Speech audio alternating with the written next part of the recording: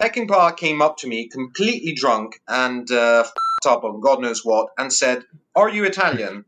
"Yes." "Then I want you to give me $10,000.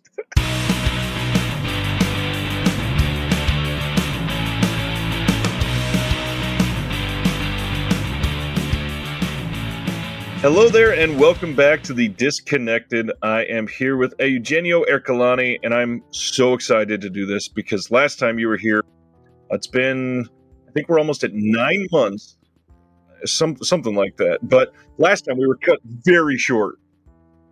Yes. I think last time I had basketball practice I had to run to, and I had to cut like immediately as soon as our hour was up.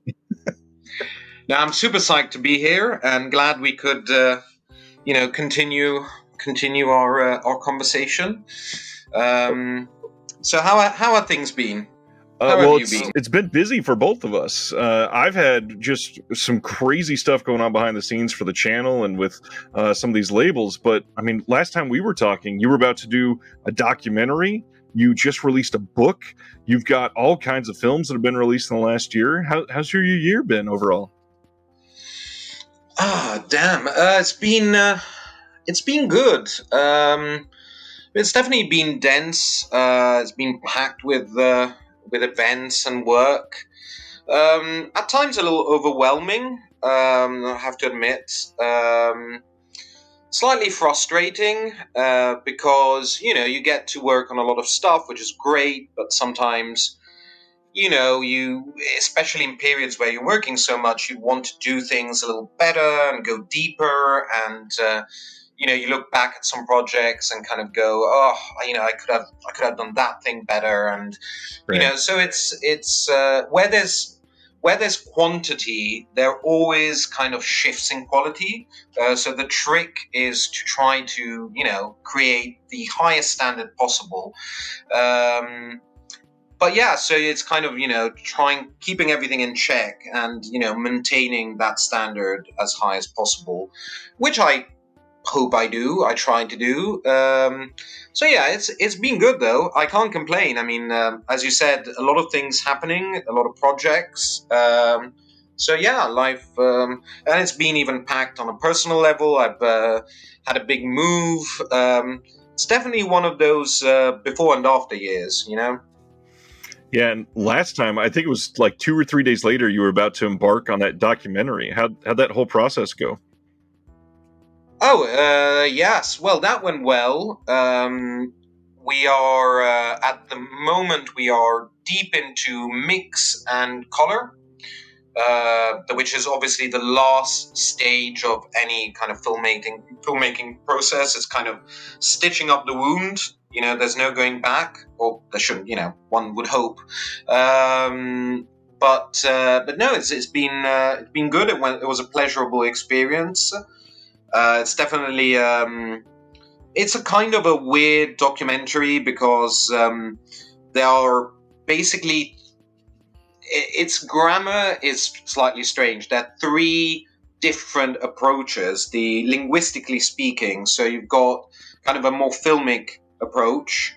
By filmic, I mean, proper film. It has in the cinematography and the editing is very film-like. And then you've got more traditional documentary within it.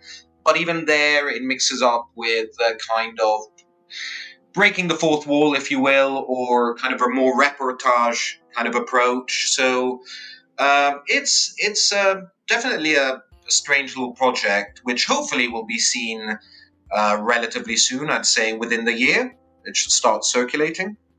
Nice. And circulating stuff. We've got a whole bunch of stuff in the last year that have been amazing. Let me strategically place a finger. Frankenstein 80. Yes. That came out. We got City of the Living Dead. You had some hands on this. We talked about this last time. We finally got Tentacles. We do. And then I think this was in the last year. Whipping the Body just came out. Yeah, should be. I'm thinking. Yeah, isn't it like January? Something like that. Something like that. And then let's see. The most recent release, I think, is this one, right? Yeah. That bad boy came out. Well, within the last year, then also Cold Eyes of Fear. Yeah. Quite a few from Indicator, right? Well, 2 have been announced, and 1 has been released. But I can definitely say there's a lot more where those came from. Nice. So I'm going to be working for, I think, at least the next year on 6-7 Indicator releases. Wow. So yeah, that's Indicator is definitely going to be in my life for some time. What else? The Last Hunter also came out. It did, yeah.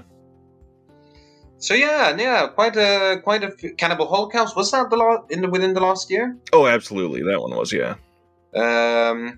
Burial Ground, The Ark of the Sun God, and I'm pretty sure a couple of Anolis Entertainment releases as well. Definitely.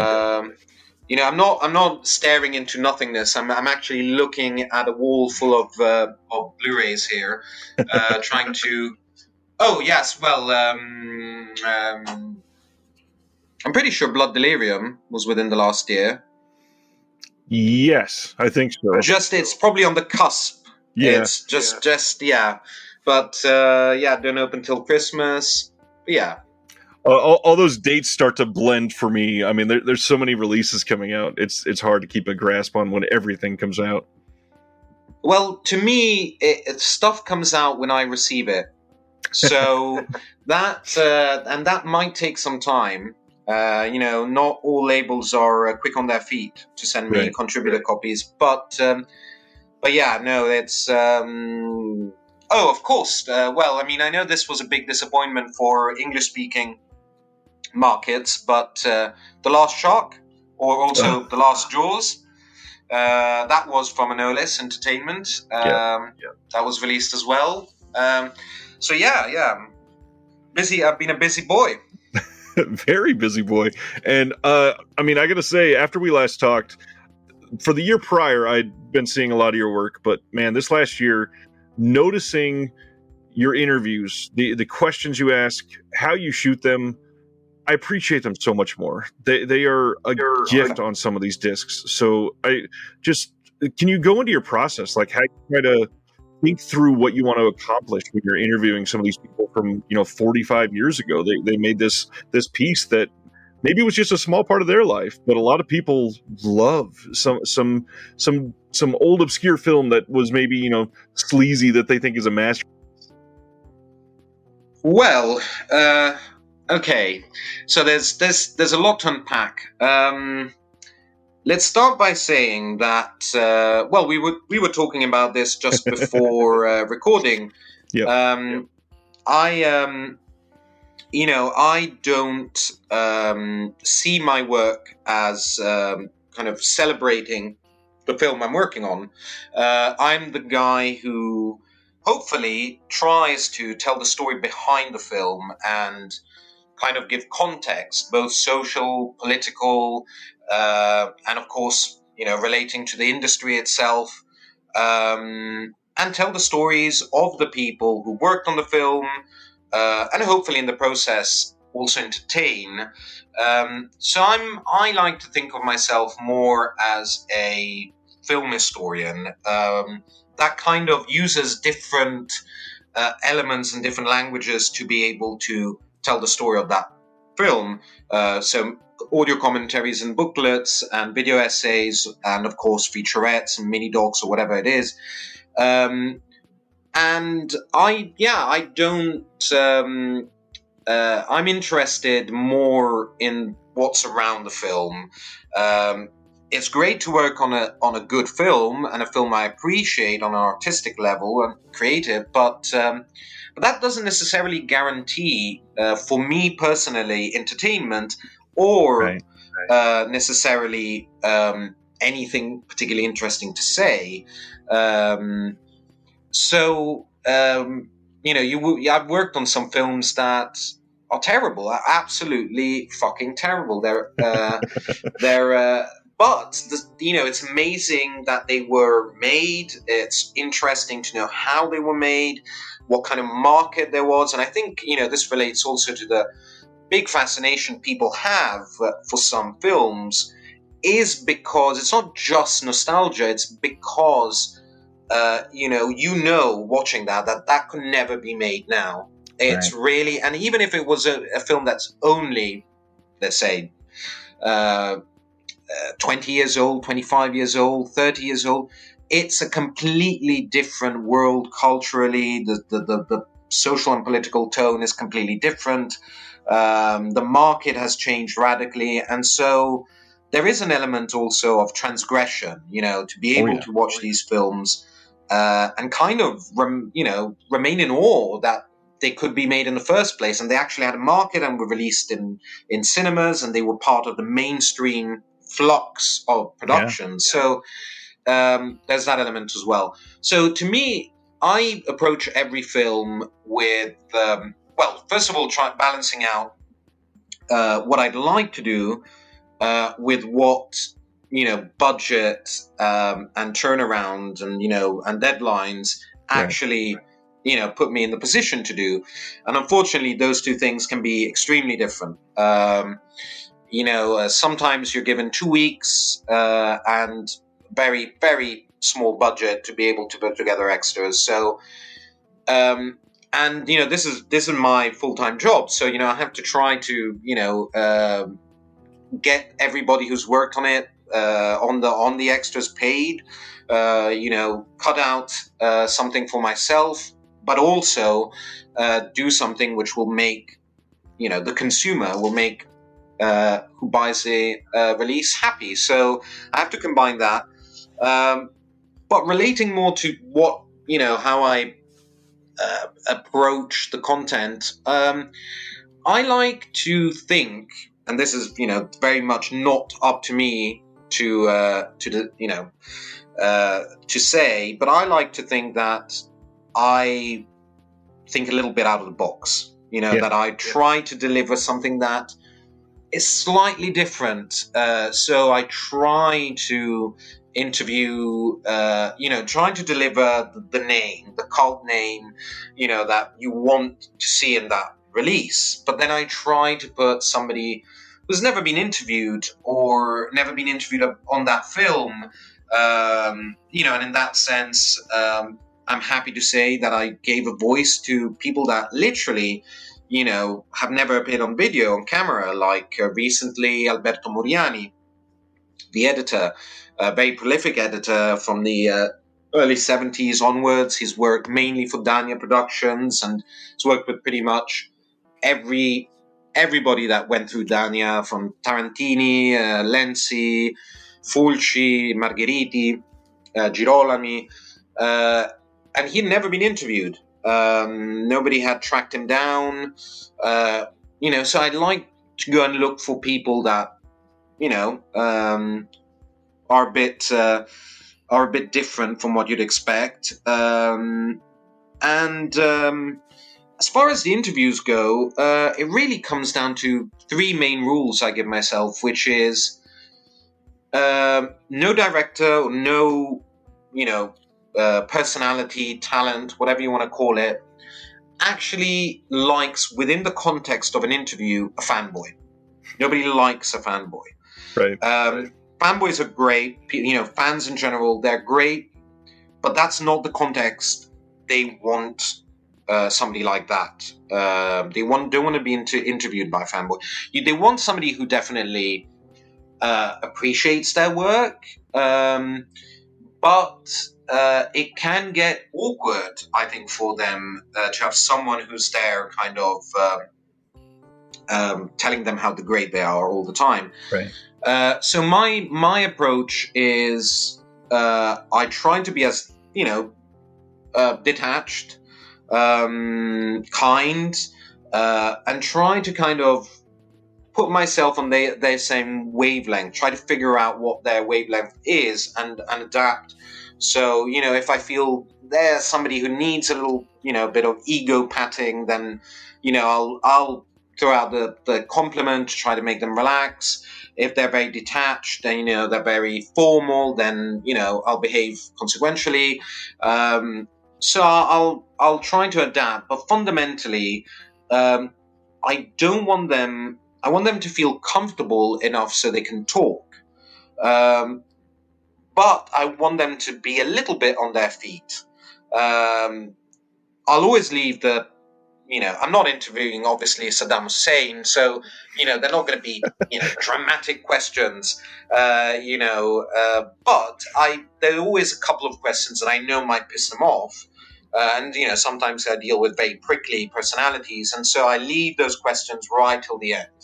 Right. Because I don't want to fuck up the interview, so, I'll leave it right till the very last moment, any question that might piss them off.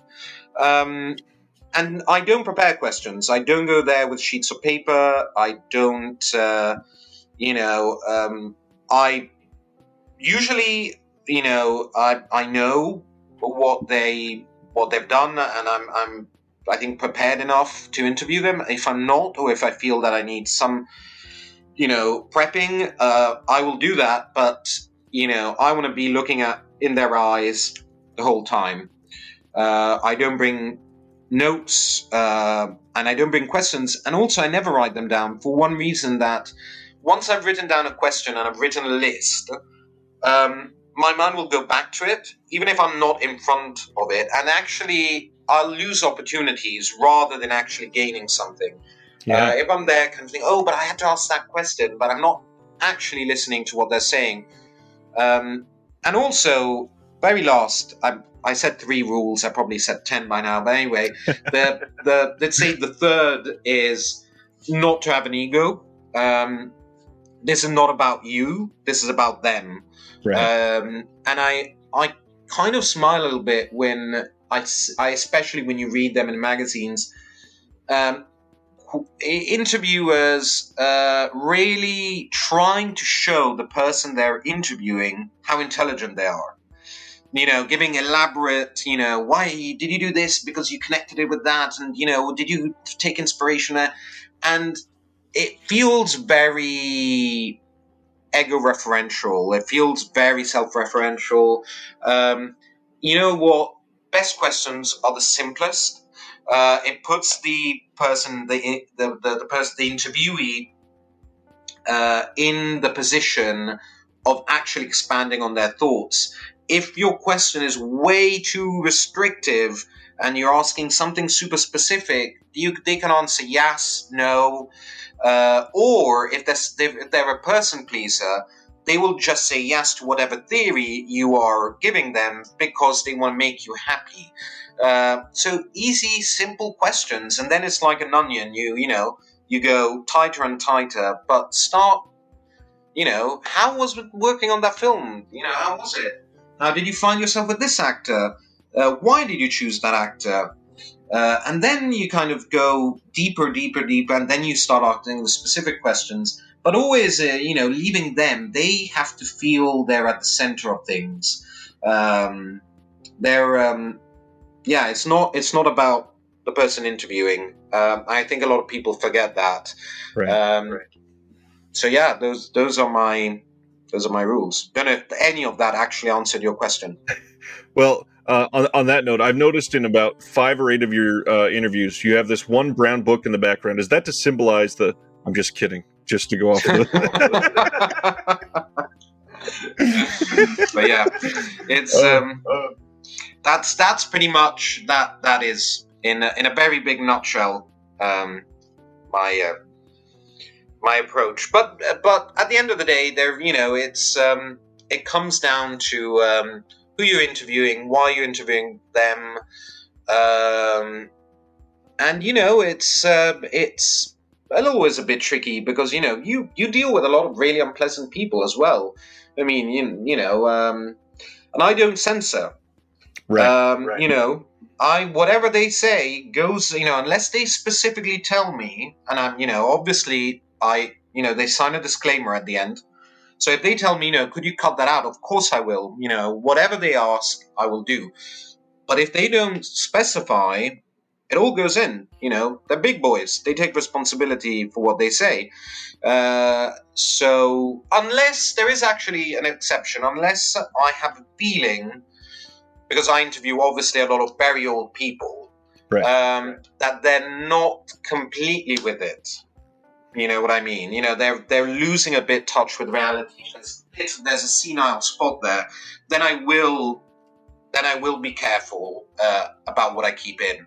And to give you an example, Ruggero Deodato, his last interviews were very unhinged, very problematic. And I cut stuff out. When me and Jay Cheel, when we worked together, he was the director. When we worked together on Cursed Films, the episode dedicated to Cannibal Holocaust, I was an associate producer on that. And I followed the whole production, all the interviews, and also Joe is there. Joe Rubin from Vinegar Syndrome is in that episode. Me and Jay had long conversations about what we should keep in regarding Ruggero, because he said some pretty kind of like problematic shit, and we chose to cut some of it. Some of it is there, some of it we cut, mainly because we were not 100% sure if he fully realized what he was saying. Right.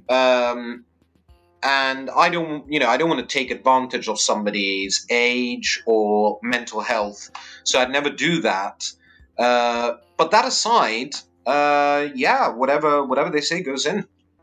Well, and you called them prickly for a moment, but for a lot of people that haven't seen these, and I guess you did kind of allude to this other aspect, but not only are they very old, a lot of the people that you get, this is their first time on camera. So not only are they sort of remembering something from decades prior, they're probably nervous, and a lot of people don't understand that aspect. They're a director, but they're nervous to go into this process for maybe the first time.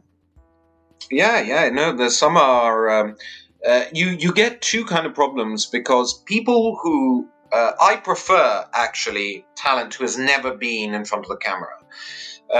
Number one, it makes my life a lot easier, because whatever they say, literally whatever they say, even if they start, giving you a recipe for, carbonara, it's the first time they've said it on camera. So it's all good. Just keep on talking. That's fine. The problem is with people who have become kind of professional interviewees. So people like Ruggero, for example, Sergio Martino, Castellari. The good thing is, they're perfectly comfortable. They get all the beats. They just start talking. They start their reasoning, their answer. They go full circle, close it with a bow. Amazing. The problem is they have their go-to stories. Yep. Which they'll spout out every fucking time you interview them. So you have to circumnavigate all that. And the only way to do that is actually to let them vomit it all out. They have to say it, done, you've got it, and then you start asking more questions. They have to get it out of their system. And then you can start talking about whatever interests you. But yeah, you get a lot of people that have never been, as you said, never been interviewed, never been on camera, and they're very nervous. It's always fun to watch how some people change. I remember at least, I'd say a handful, 3, 4, 5 people I've interviewed that are really kind of quite coarse and very over the top, and then they, you place them in front of the camera, and they become, lords. They become, British royalty, and but then, and you look at them, when the first time when you don't know they're going to do that, and look at them and they say, okay, 5 minutes ago you were telling me, about all the actresses you managed to get, in bed with, giving me every possible detail about the experience, and now you're talking like you're meeting the Queen. So So very curious to see how that changes, Yeah, it's an interesting change, and people that mask literally when they go on camera, they're a completely different person. Love that. uh, Other than the interviews, I mean, one of the big things from this year, we got to dive into the book. You've got a book in the U.S. I don't think it's even available on Amazon yet, but it's available from the publisher, right? It's available from McFarlane Press, yes. Now let me wait a second. I'll do a little bit of product placement. There it is. There it Darkening is. the Italian screen. Exactly. This is quite big. Like, I don't know if you can tell, but this is quite a big, it's quite a big one. Just as, well, it's the same format of Darkening the Italian Screen 1. Less pages. It's not as chubby as the first one, but it's still packed. And okay, so as far as content is concerned, well, I won't say. I mean, it's up to the readers to decide which book is better. But I can tell you this: I think this is structurally and let's say formally, I think it's a better book than the first one. I think some minor issues, structural, have been I think dealt with within this book, which were present in the first one. Each chapter, just like in Darkening the Italian Screen 1, is dedicated to a different director. There's a relatively long essay, which is about the context of the period. There's a lot of gossip, because, if enough time passes, gossip becomes history, as we well know. Oh, yeah. So, and we've got the essay, and then we've got the very long interview with the director in question. And we've got Luigi Cozzi. We've got... actually, which directors do you know? Tell me, Ryan. Let's see. Which directors do I know? Yes. So, are you kind of aware of their work, and you're kind of a fan of Luigi Cozzi? Let's go through a big one. Lamberto Bava. Lamberto Bava. Okay. So Lamberto Bava, he's one of the biggest chapters, obviously, of the book. The two biggest chapters are Assonitis. Assonitis is an incredible character. Actually, you know what? Regarding that, I will read just one little paragraph. Perfect. From the Assonitis chapter. Okay. Let's see. Where is it? No, this is Bava, Antonio Bido. For all the Giallo fans. Here we go. Brilliant. So,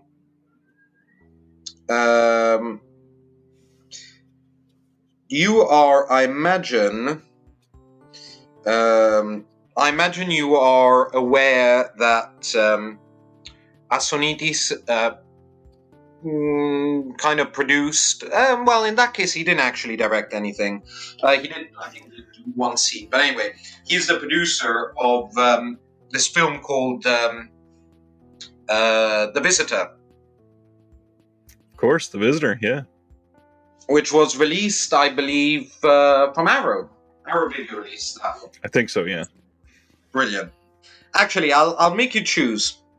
I'll have you choose. Do you want an anecdote about Shelley Winters on Tentacles or Sam Peckinpah on The Visitor? Oh, I gotta go for Peckinpah. Okay.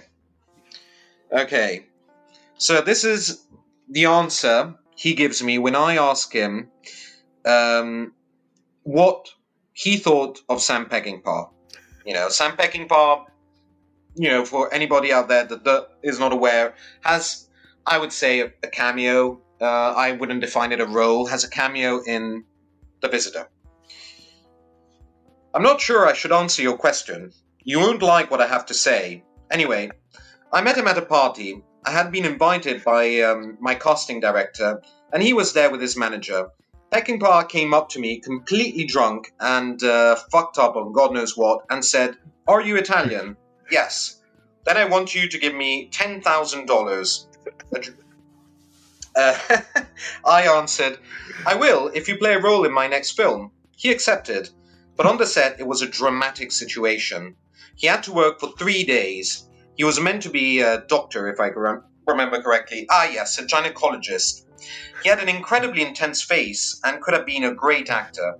The first thing he said, as soon as he arrived on set, was that he wanted to buy a pair of shoes for his part.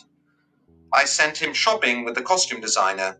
He was only supposed to be seen in the film with this white lab coat, and he wanted 12 pairs of leather boots, cowboy boots. The costume designer, or one of the girls from the wardrobe department, called me up and told me he demanded these 12 pairs of boots. "Buy him a couple," I answered, but he got mad anyway. When he returned to the set, he told me it was a rule that every production he ever works for buy him 12 pairs of leather cowboy boots of his choice. Then on the second day, he asked someone from production for cocaine. Whoever he asked went and informed my right-hand man, who obviously told me, "Listen, Peckinpah is asking us all for cocaine.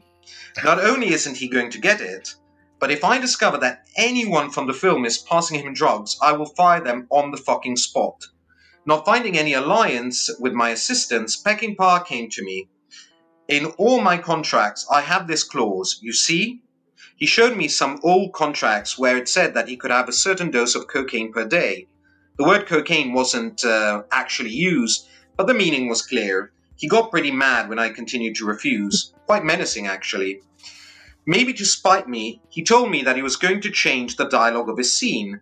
I was seriously worried, so I decided that I was going to invite him to dinner with some members of the crew and John Huston, to whom I turned for help.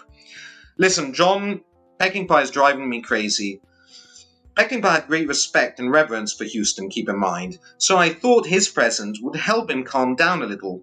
Halfway through dinner, things were going on quite well. Then a waiter arrives, bringing 11 or 12 bottles of champagne costing $200 each. There were just like 4 or 5 of us at the table, and I said, "Maybe just 2, maybe 3 are enough?" "Mr. Peckinpah ordered these bottles," was the waiter's reply, and he had put them on my tab, obviously. Peckinpah, in the meantime, had the cheeky face of a child who had just been caught with his hands in the cookie jar. He drank most of the bottles himself and went away with one of them in his hand. The next day I had a meeting with Arkoff from AIP, who was the American distributor of the film. He came from Los Angeles to see what I had done up till then. While I was with him, I received a call from my production manager. Peckinpah won't come out of his room. We had secured a wonderful location for a scene, a whole wing of a big hospital, which we could use for just 1 day. Peckinpah had been joined by his so-called bodyguard and some country singer friend of his, both of whom, which actually I thought might be Chris Christopherson. Anyway, both of whom had flown to Atlanta to see him. Everybody who knocked on his hotel room door could hear them singing and laughing. I left Arkoff and got a taxi to the hotel. When I arrived, he was just leaving and was completely coked up. It was early afternoon, and his breath was heavy with whiskey. Anyway, we managed to get him on the set. Paradisi is the director of the film, was making him and the girl he shared the scene with rehearse, when all of a sudden she starts crying. Basically, Peckinpah had started whispering obscenities to her, explicit, sick stuff like, "I'm going to wreck that pussy of yours." Oh, Sam Peckinpah. Wow. Yeah. I love the aspect of, look at these contracts I've worked on prior, which means you have to abide by them. Yeah, I mean, just to be clear, I think Sam Peckinpah is a genius. I mean, Wild Bunch, The Getaway, and Pat Garrett and Billy the Kid forged me as a human being. But yeah, that's Sam Peckinpah in the book. So it's very rich.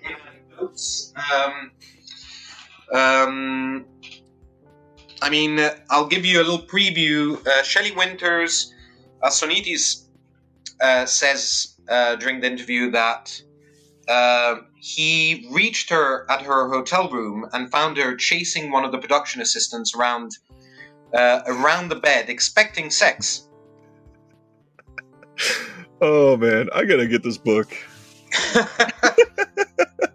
So it's fun.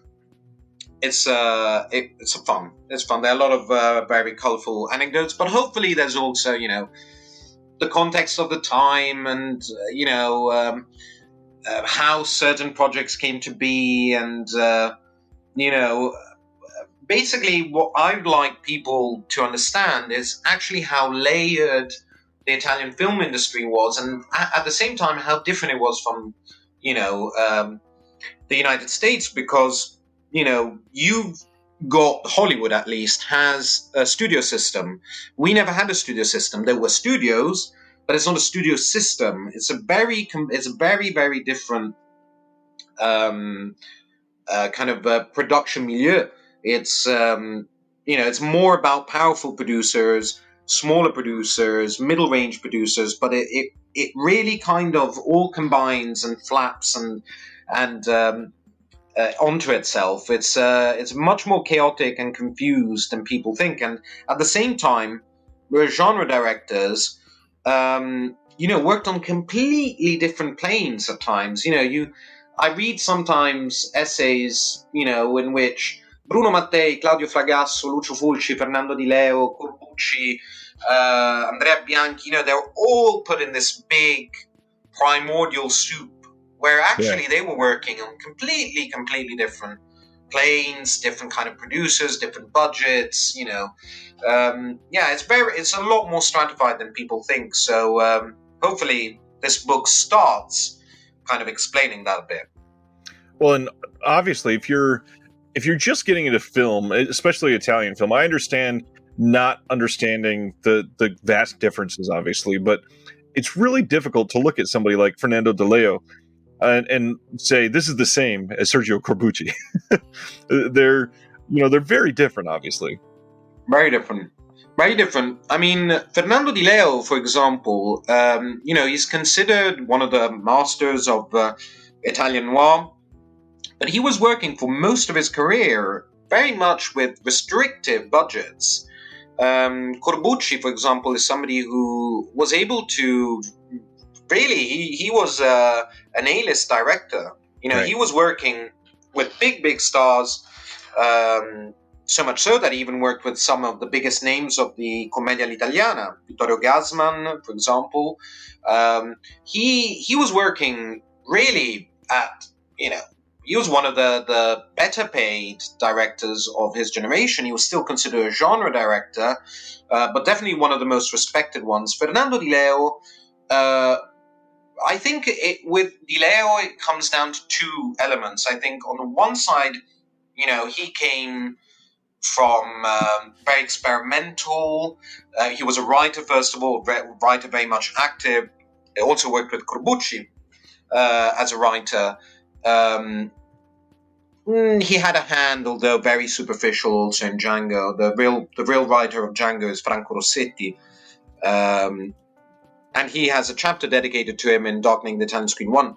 But he came as a director from very kind of experimental, politically charged films, which were kind of a direct attack to the petit bourgeois, the middle class, films like Bruscia Ragazzo Bruscia. But he always worked, I think, pretty much from 1969 onwards with the same production team, same company, Daunia 70, pretty much stick to with Daunia throughout his career, and I feel there is also a psychological element there. I think Di Leo felt safe there. It's comfortable. I think, he kind of, these guys know me. I'd rather work with smaller budgets, but have more liberty and producers that trust me rather than kind of going out there into the unknown. So, yeah, there's that element too, but they were completely different. From a production point of view, they were completely different. Also, different generations as well. Corbucci started directing sooner, and I think was more of a director actually.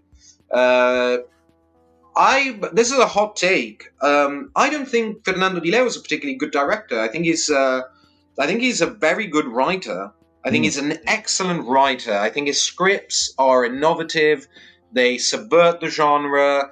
I think especially his dialogues are very credible. The way he uses Italian dialect. I think there's a lot going there in his scripts. As a director, I'm not that convinced. He was the best option for his scripts. He definitely got Caliber 9 right.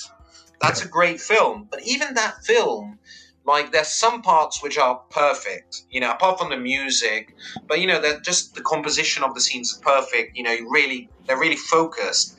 But then you get a scene like the Kino's showdown at the end, where you see the American played by Lionel Stander, and he's supposed to be this really he's the boss, big boy in town. Everybody dreads him, and there's this kind of little villa with this little dingy little pool, and he's on this plastic-looking kind of swing bench, thingy, and it kind of looks a bit pathetic. And the Kino killing everybody. The stuntmen do their best, and them falling is fine. The acrobatic aspect is fine. It's kind of a little there's no blood and no nothing, and it's right. And and they do that thing which is very old school gangster kind of Edward G. Robinson, where you shoot the gun and do that. Boom, boom, boom. You kind of actually move the gun as if you're throwing the bullet. Throwing the bullet, Yeah. It's not great, but the writing is so good, and the music is so good, and the acting is really solid. I mean, Gastone Moschino and Adolf are particularly good.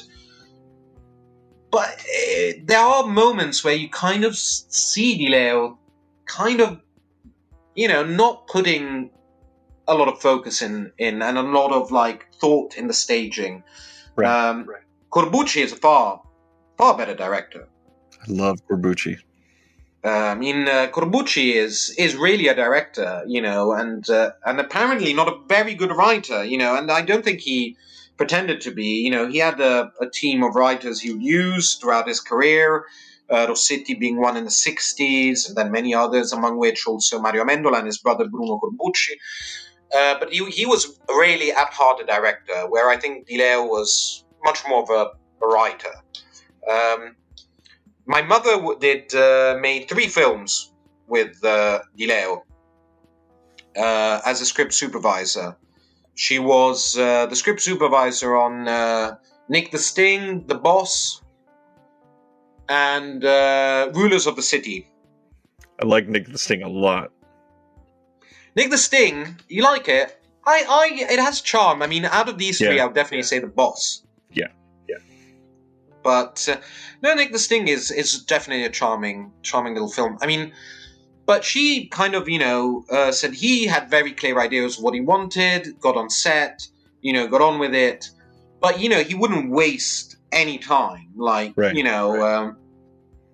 If they had to finish at 5, they finished at 5. Even if, he could have gotten an extra half hour to get the scene a little better, he never asked for it. He would, 5, whatever we got, let's continue. We'll see everybody the next day. And I think that comes through a little bit. That's the, possibly the budget speaking, I guess, on some of that. And that's, especially with some of his smaller films, I feel like that's where he shines a little bit. He, from what I've heard about the budgets being so small, he does pretty good to innovate within that budget for the most part. There's some things like the pathetic aspect that you mentioned about the other one, that the scenes may not be perfect, but what he seems to be able to cull from some of those smaller aspects, that he gets what you would not expect. I definitely respect that aspect. Yes. No, I mean, he's definitely somebody that had clear ideas at times, very interesting ones, but I feel they always come from the page. I feel it's always a script that is the gold, the kind of the treasure chest he kind of sources from. Keep in mind that, I mean, before I said his budgets were smaller compared to Corbucci, but still, Di Leo was working in, I would say, still in the medium kind of the higher part of the medium range. I mean, a film like Caliber 9, Gastone Moschin was a player at the time in Italian cinema. He wouldn't have been cheap. Bacalov was not a cheap composer, and in most of Di Leo's films, Barbara Boucher, Lionel Stander, Mario Adorf, those are not cheap actors. They would all, want their usual asking price. So I mean, it's definitely smaller budgets compared to many other directors, but he was comfortable. Yeah. He wasn't kind of his crews were stripping away the cast. His crews were 40, 45 people. They were proper sets. Everything was done by the book. Everybody was paid. Keep in mind that this is another myth that Italian genre film was always made on a budget. That's not entirely true. I mean, budgets were relatively high, for the time. I mean, especially if you consider inflation, I would definitely say that, a film like Caliber 9 or The Boss is, it would be higher in budget than your average American indie. Right. Which, I mean, a lot of the stories that we get about some of those indies is, people are renting equipment or selling things at the end of the day to be able to afford filming the next day, is how tight some of these other sets have been. So, yeah, that makes sense. But I was thinking more like fake indie. Like, like the $1 million shoes. Not in the Hollywood system, but not quite, not actually really independent. So yeah, for budgets they were relatively high. I mean, definitely the highest kind of the average, the highest they was in the 60s. 60s was, we always think of the 70s as this really fervent period. It was, because so much was happening in Italy and so many genres and subgenres and directors. But there were cracks in the system. Whereas the 60s is really when you get the economic boom. Interesting. One of the things that I felt that I wanted to really dive into with you last time, because so many aspects of the Italian cinema throughout the decades, what is one of the underserved genres or periods that you really hope, especially the home video side, latches onto soon? Okay, well, this is very, very wishful thinking. But I mean, I'd like to see more peplums, historical epics, because, I mean, a lot of them are bad, but, there's some that are just so delightful. They really are comfort viewing. They're so naive, kind of Brad Harris and Steve Reeves throwing down paper columns, and I don't know. But there's also, that's really an interesting period in Italian film history, because the real kind of heyday of historical adventure films, peplums, and also to a certain extent pirate movies and adventure movies as a whole, and Cape and Dagger, all that stuff kind of happened at the end, slightly overlapping with the Hollywood on the Tiber years. It really kind of, after the reconstruction of Cinecittà, and then obviously the proliferating of other studios, that's really kind of the big first genre that the Italian film industry, Italian genre cinema really built on. Right. Because obviously there's loads happening before the Hollywood on the Tiber, and after you get obviously neorealism, you get commedia all'italiana, you get so many different things happening around that time. But really, peplum is the big first genre to be distributed all over the world. Hercules, Le Fatiche di Ercole by Pietro Francisci, was distributed in 300 copies only in the state of New York at the time. It was, they made a comic. Americans made a comic strip. Levine, had this massive kind of marketing for the film going on with posters and merchandise of all kind. These films have a much richer history than we think, and they were also really kind of the gym, the exercising period, the learning curve for so many directors that then later did westerns, Sergio Leone, Sergio Corbucci, Alberto De Martino, Mario Caiano, Gianfranco Parolini, all these directors that later went on to kind of leave their mark on westerns, started with peplums and adventure films. So it's really, there's a rich heritage there to be explored.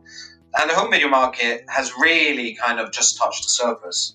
And there are also genuinely good films among these, of course. I mean, they're not all just camp.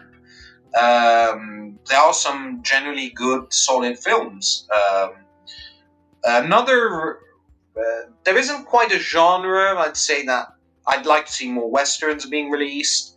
But there are some areas of certain filmographies that I'd like to see.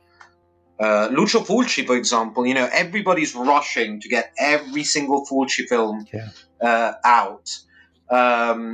But you've got, so many stuff from the 60s, comedies. That, I think would have a market. Maybe a box set, trying to reduce cost. But yeah, there's Fulci.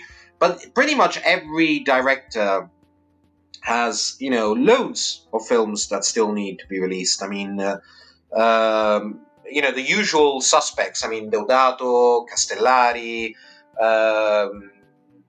Martino, De Martino. De Martino especially has loads of films that need to be still released, good and bad. But yeah, I mean, there's still a lot to do. I'd like maybe a little bit I'd like a little break from the 80s. Like, we're really kind of, we're going through everything 80s related. I get the fascination, but it would be nice to go, back maybe to the 70s and 60s and explore more those decades. I mean, God forbid we go back to the 50s. I don't ask that much, but at least the 60s and 70s. From the historian aspect, I'm going to ask you one question on this, because we hear these myths of, like, Brazil never cared for film events, really. They pretty much just tossed them in the back of the warehouse, and whatever happened to them happened, no big deal. Italy, we had studios. We didn't quite have the studio system. How have most of the elements held up on most of these films? Oh, well, okay, so like in the United States, by law, every Italian production has to give a copy to the National Film Registry. So every single Italian film is in the National Film Registry, in the National Archive. That said, it's a mixed bag. There's some companies that have everything perfect, to the T. Others that, kind of, not quite just threw them in the back of a lorry and left them in a ditch, but, not far from there, far from that sort of attitude.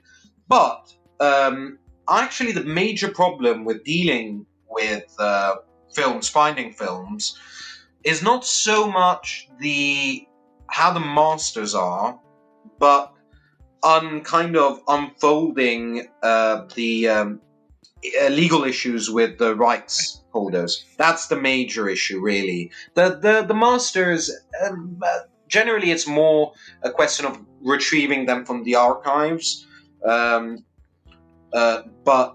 because we can't ask the National Archive to give us a copy of theirs. They have a copy, but they can't. You can ask it for like festivals and stuff, but you can not for home video releases because it can't be for anything that makes money, basically, but only for cultural use.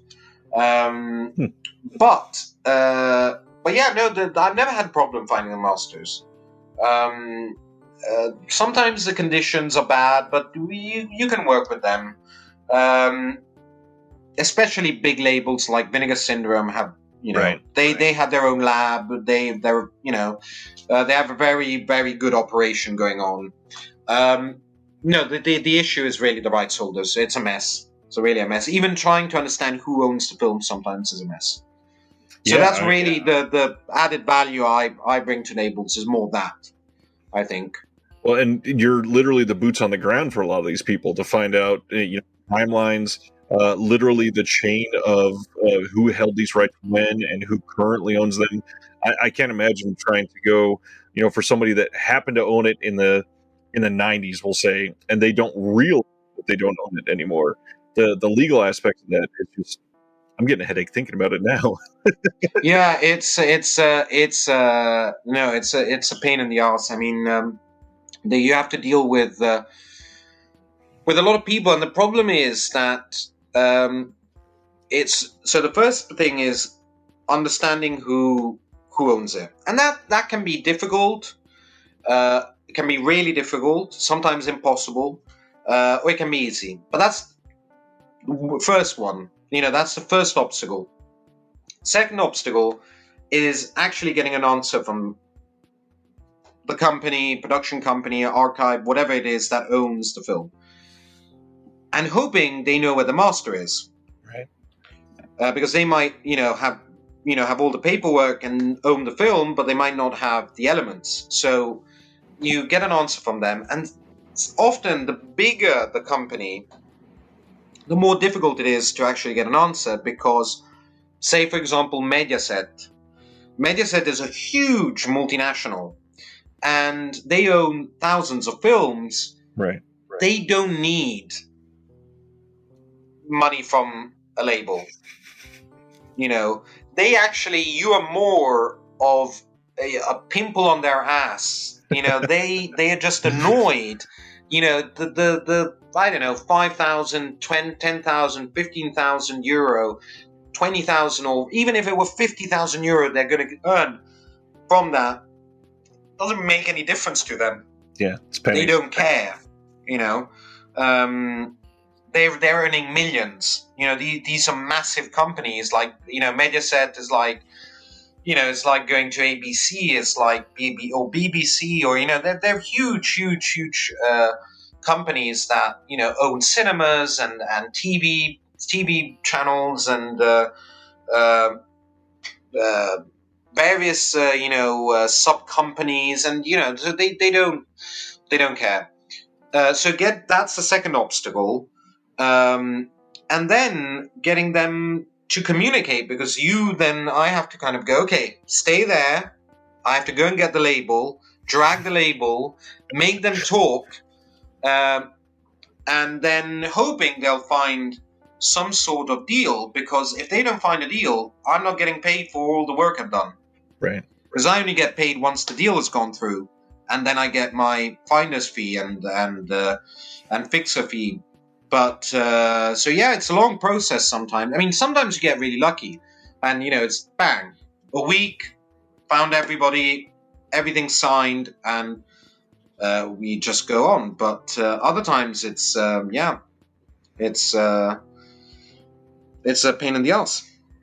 It's kind of a perfect lead-in to the future for all of us, because I mean, there's been some news in the last couple of weeks. One of the big ones is Disney and Fox pulling out of Australia physical media, and at first a lot of us were rightfully shocked a little bit, but at the same time they weren't selling, so why would they continue in the market? So that makes sense. But looking at these companies that make millions, and home video is literally them, how do we get past them other than this major tide change of consumers everywhere across the board buying like it's 2001 again? Is there a way that we get back to home video booming? Okay, well,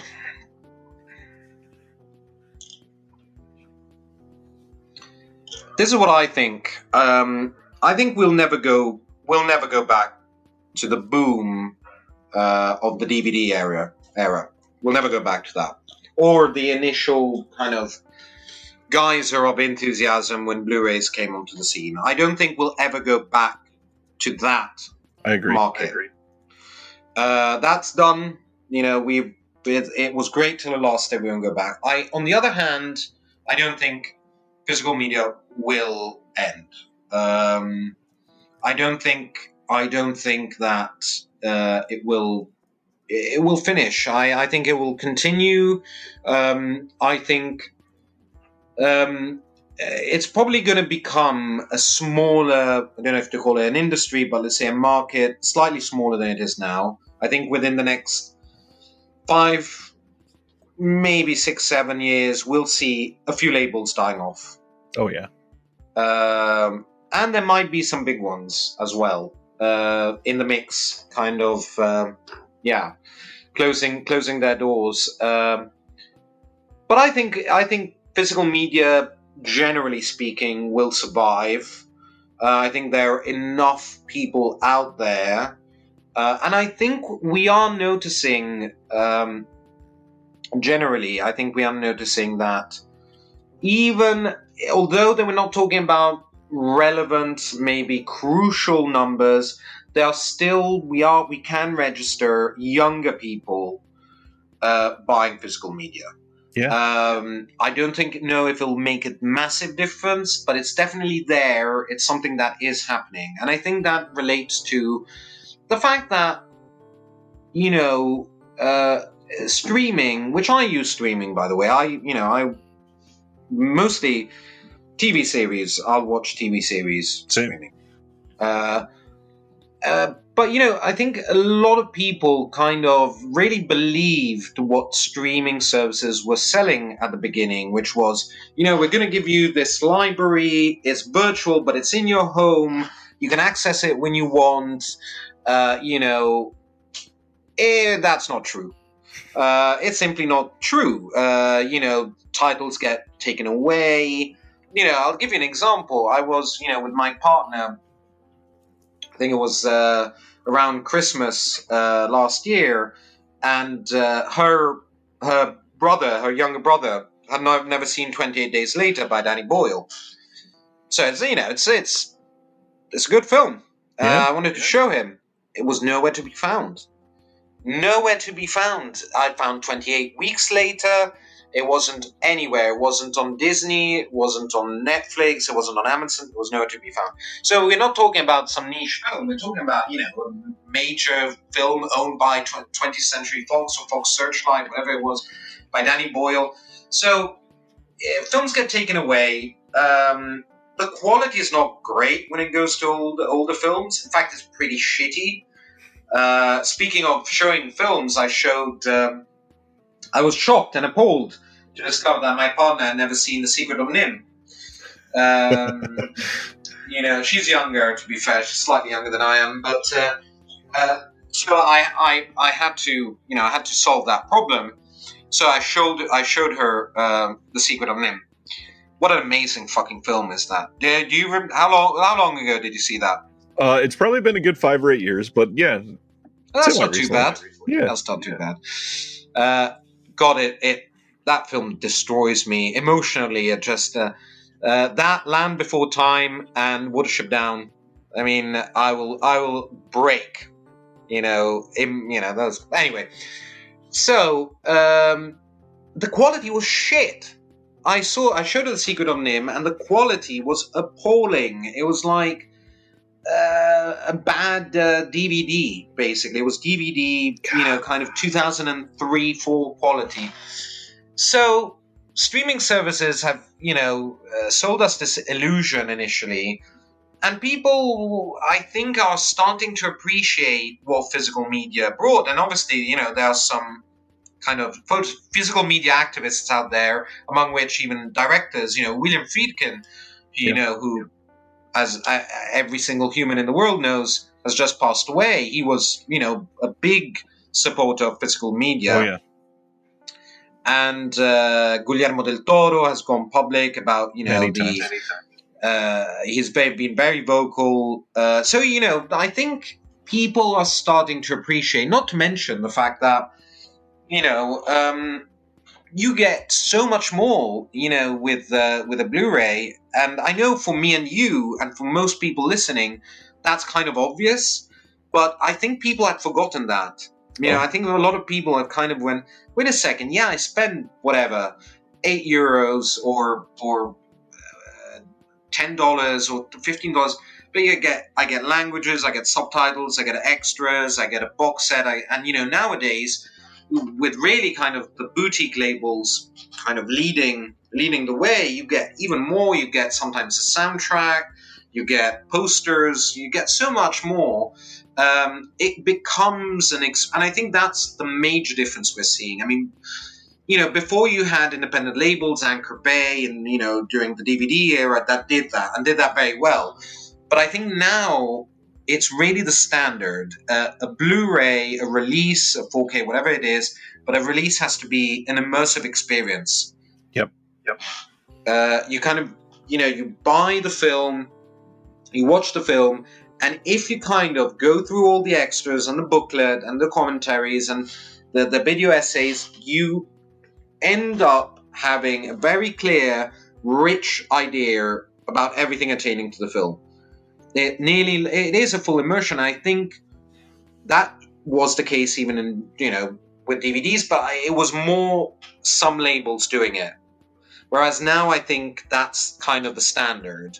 It still amazes me to no end when I see films being released that don't have extras or, and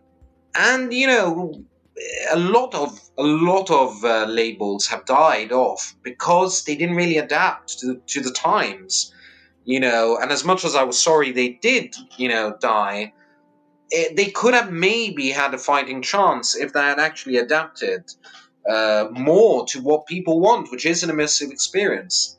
So I think physical media will continue. I think it'll get smaller. But I think eventually streaming services will start offering some of the things Blu-rays offer. I think it'll take some time, but I see a future that won't destroy physical media, but there will be a time in which I go on Netflix and I get a film, I choose a film to watch, or I go on Amazon and I spend, $3-4 to rent or buy a film, and I get a package.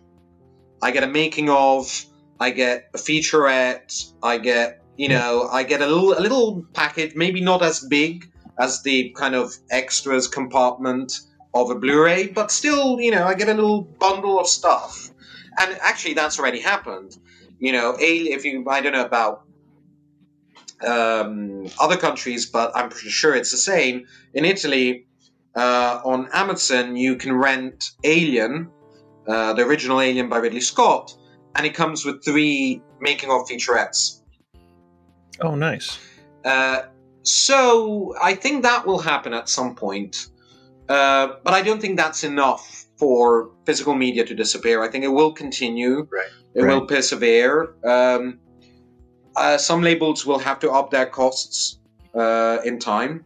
Because people also, there are a lot of people that make a living and have families that work in physical media. There are loads.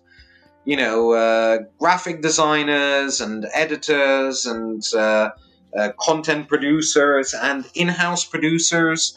And that's why some labels are big enough that because they branched out and they have streaming server, they collaborate with streaming services, and like Vinegar Syndrome. Vinegar Syndrome is like a mini multinational. It functions like a little multinational because it has so many things, and now it's producing films, and has is going to be publishing books and comic books, and has so much going on.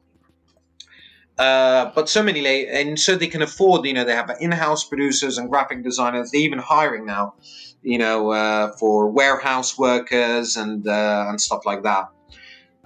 Yeah. But many labels, to be able to survive, they have to, have to do everything. So when I'm hired, for example, for some labels, I collaborate with an in-house producer. For example, when I work with Vinegar Syndrome, it's a collaboration between I'm a producer, I'm a kind of a freelance producer, and then there's the in-house producer. And usually the in-house producer I work with is Ewan Kant, from Arrow. You should have him here. Actually, I should. You should definitely have him here. Ewan is a hoot. He loves working with me because he knows he can do fuck all and leave all the work to me. But you should have him. You should have him on. He's a great guy. Okay. Yeah, he doesn't work with Arrow anymore. He's with Vinegar. But but he worked with Arrow for a long time. We actually met for the release of Beyond the Door. You remember that big? Oh yeah. Yeah. We did. I did all the extras for that sucker, and he's great. He's great. He owes me favors. So if you want me to drag him, I will. Don't worry. He'll. Perfect. I have him by the balls. Don't worry. Yeah. Why was I saying that? Oh yes, because with some labels like Vinegar Syndrome, I collaborate with an in-house producer. But then there are labels such as Treasured Films, which is still a baby label. It's at its third, fourth release. Or 88 Films, where they have people obviously working within the organic of the company, but basically I'm the in-house and the freelance producer, because that's the only way they can survive, because they have to keep everything, all costs to a minimum. Well, and what you mentioned just a minute ago is with some of these things, like, I mean, even I held this one up earlier, but the Whip in the Body, there's so much in this. We got a booklet, it's tons of extras. If you literally consume everything in here, even if this cost you, I don't even remember what the price was. It's, well, $40 US, we'll say, which I think is very high. It's probably like 30. You get so much for that amount of money. You have not just how long is this film? It's 90 minutes. It's not a 90-minute package. You're talking hours and hours and hours of you just pouring through every aspect of it. The people that aren't doing that, your money feels like it goes not near as far as it could. Yeah. So I get getting a little upset with that, but that means dive into what you have more. Yeah, absolutely. I mean, I think a release in which that is incredibly true is this bad boy here. Is The Last Hunter. I mean, this costs, I don't know, I want to say, let's say, £20. So it's something like that. Yeah. Something like that. And you get, inside you get, what did I do for this one? You get a video essay, an audio commentary, you get a documentary on the director, 1 hour long. You get 4 featurettes, apart from trailer, image gallery. You get a booklet, which is 59 pages long, plus postcards. Basically, I guarantee if you watch everything in this box set, there's pretty much nothing you won't know about the film.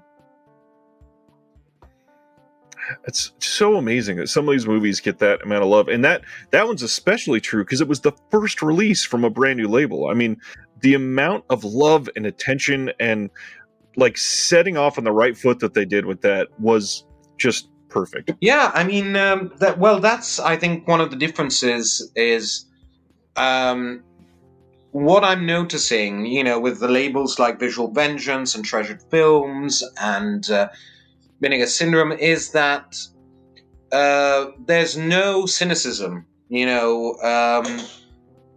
These are fans. These are people that really appreciate the films, and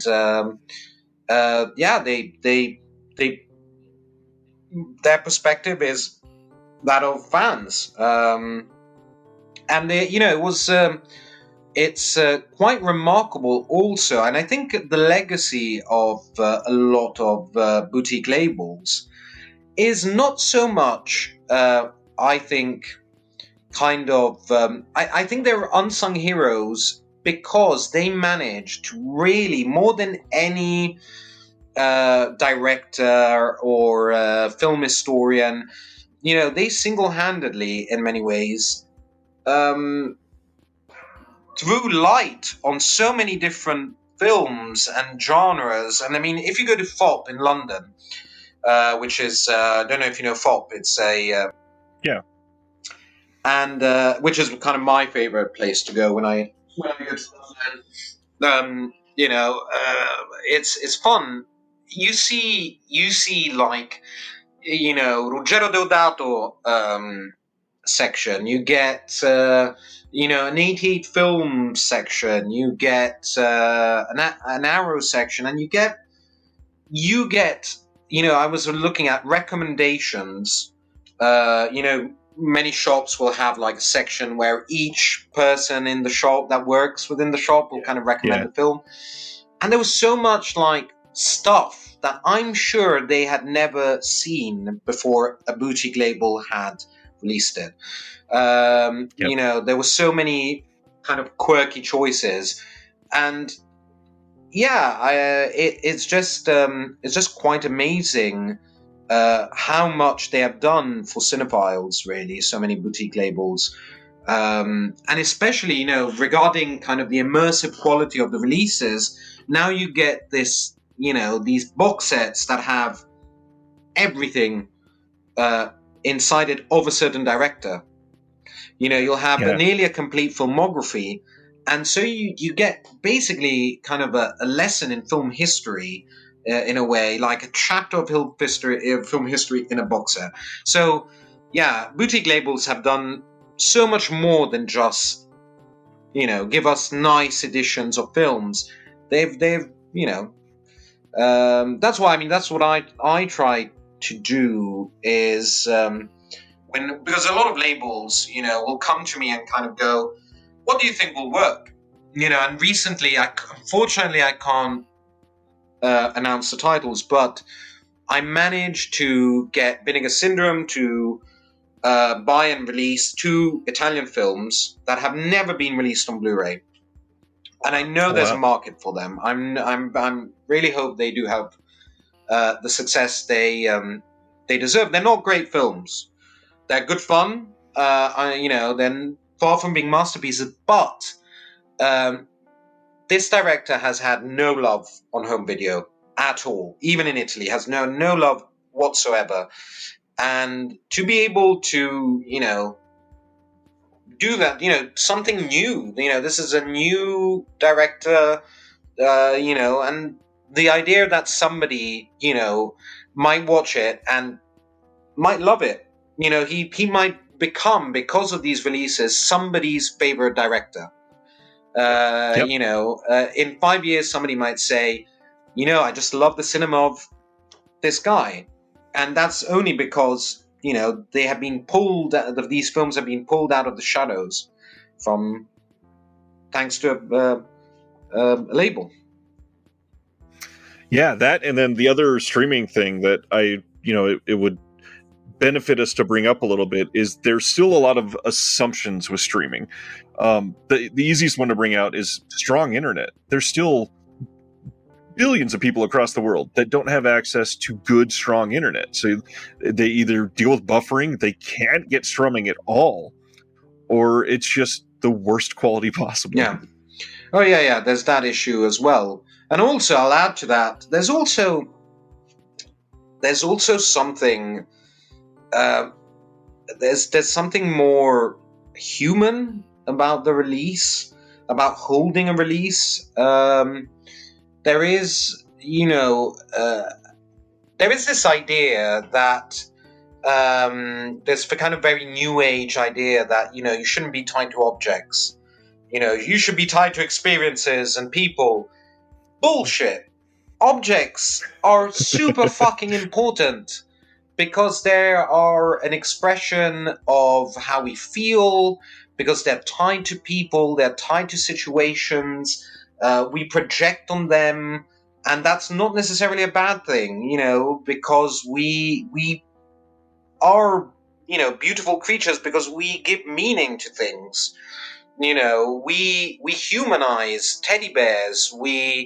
We see objects in the clouds and faces in you know, weird pavement designs.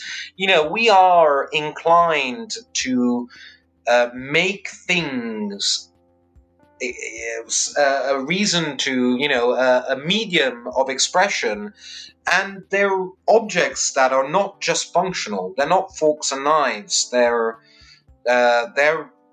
something that are tied to us and our experiences.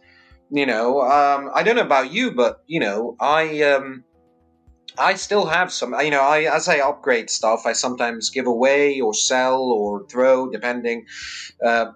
You know, DVDs. As I upgrade them, I usually give them away to friends that still collect DVDs. But unless I have a reason, but I kept some DVDs because they're actually tied to some experiences. I remember where I was when I bought them. You know, I remember who gave me that. You know, that I've got objects that were given to me by people that were important to me in that moment in my life. So, you know, objects are important, and we are very much tied to them as humans, and that's actually, I think, our real humanity is that we as humans are not supposed to roam the world without objects, or we shouldn't be morbid, obviously, you know, but that goes for anything. We shouldn't be pathological about stuff. But to say that objects are, Right. you know, shouldn't be important in your life is absolute bullshit. One of the ways that I've always looked at that is we can control those objects. One of the things that is my biggest fears is my mental faculties. I can't control losing those. You know, we talked about senility a little earlier with some of these directors. The experiences that I've had are tied to these objects. If I just lose everything, I'm going to lose some of those memories. I guarantee it. Yes, absolutely. Not to mention, just, you know, throwing out, we'd lose a lot of graphic designers and illustrators would lose work. You know, so and they become actually really nice objects. You know, pretty to have, you know, have exposed and on your shelves. I mean, and I agree. It's you know, objects are important because they tie us to periods of our lives, to people, to situations, and not to mention the fact that I think objects are a way we have of actually, because they're tied to times of our lives and people, they're actually a way they're mirrors in which we judge how time has passed. You know, and evaluate the certain periods of our lives and our choices, and I think they become like little pins we put on this invisible map. So I think they're very important objects. Well said. And Blu-rays are objects. Very many objects in this room. Quite a few in yours as well.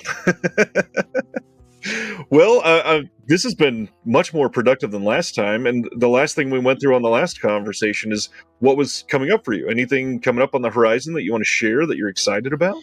Well, obviously, this one. It's a big deal. Please, you know, have a glance. Hope, you know, hopefully it will tickle somebody's curiosity. Apart from that, well, I'm putting together a 3-hour documentary,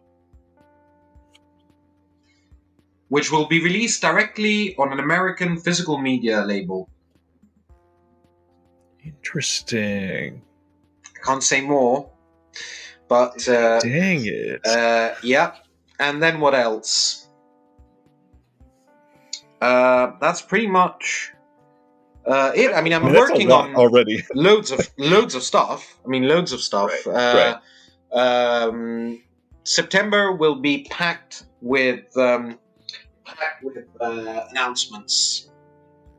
Really packed with announcements. I'm checking actually my schedule just to see how many. So you can expect. Let me see. You can expect 13 different films being announced in September. Just that you've had your hands Yes. in. That's amazing, man. Yeah, 13 in September. I mean, obviously some will slip to October, others will be delayed for some reason, but yeah, theoretically, completely in theory, 13 should be announced. Are scheduled to be announced in September. But I mean, at the moment, I'm working for 4 films for Vinegar Syndrome and 4 films. Yeah, 4 and 4. 4 for Vinegar and 4 for 88. All of which will be released from February onwards. So Wow. Yeah, there's pretty much the next year is paved with releases. I'm so happy for you. I'm so glad that you keep doing this. I'm so glad that labels are relying on somebody like you to connect the dots for those of us that can't just travel to Rome and meet these people ourselves. Well, I mean, I'm very critical of my work in the sense that, sometimes I would like to just kind of grab everybody who buys something I worked on, and on some releases, and go, okay, before you put that in your PlayStation or your Blu-ray,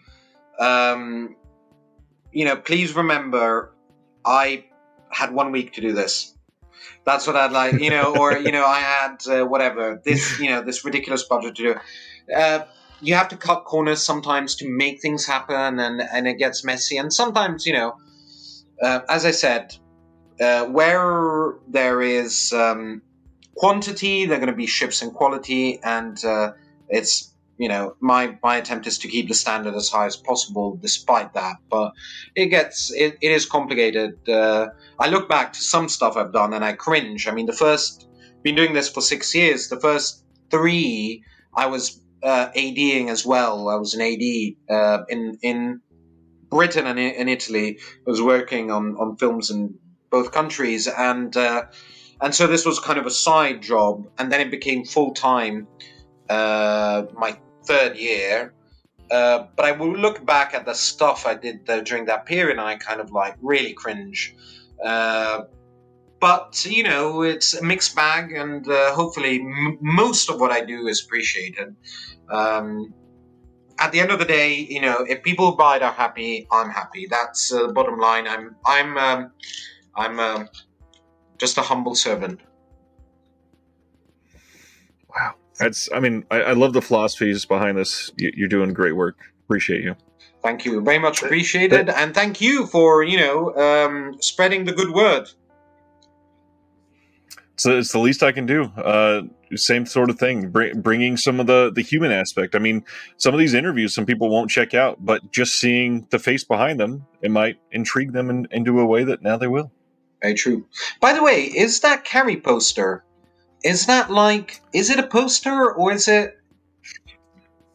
It is a poster. It is a light box frame, so I can unfold these and just replace it with a different poster. Nice. Pull out the plastic, put it behind it. It's nice, yeah. Very nice. Yeah. Well, great. Had a patron of the channel actually made that for me. Really? Yeah. Very nice. Well, thank you so much for your time today, my friend. Glad to be. And I'm sure in a good 9 or 10 months we'll talk again. Absolutely. All right. Good luck with everything. Ciao. Thank you for listening to the Disconnected Podcast. There's one big thing that you could do to help the show, and that is to leave a rating and review on the podcast service of your choice. Thank you.